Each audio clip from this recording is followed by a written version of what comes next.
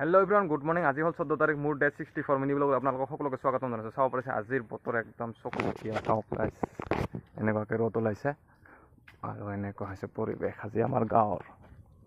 গাইছ আজি তামাম গৰম হ'ব চাগে, তামাম ৰ'দ দিছে, তামাম ৰ'দ। আৰু গাইছ চাব পাৰিছে মই আমৰ গুটি বুটলি কিমান মানে পেকেটিং কৰিছোঁ।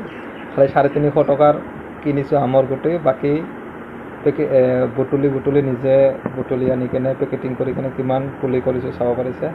আৰু পুলিকেইটাত এটাই প্ৰব্লেম হৈছে যে কুঁহি পাতবিলাক পোকে কাটি আছে। কি পোকে কাটি আছে নাজানো, কিন্তু কি মেডিচিন দিব লাগিব কোনোবা যদি জানে কমেণ্ট কৰি জনাবচোন।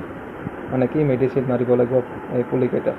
আৰু কোনোবা যদি আমৰ পুলি ল'ব বিচাৰে তেনেহ'লে মোৰ লগত যোগাযোগ কৰক, মোৰ এই পুলিকেইটি বিক্ৰী কৰি দিম। তো ভিডিঅ'টো চাই কেনেকুৱা পালে কমেণ্ট কৰি জনাবচোন।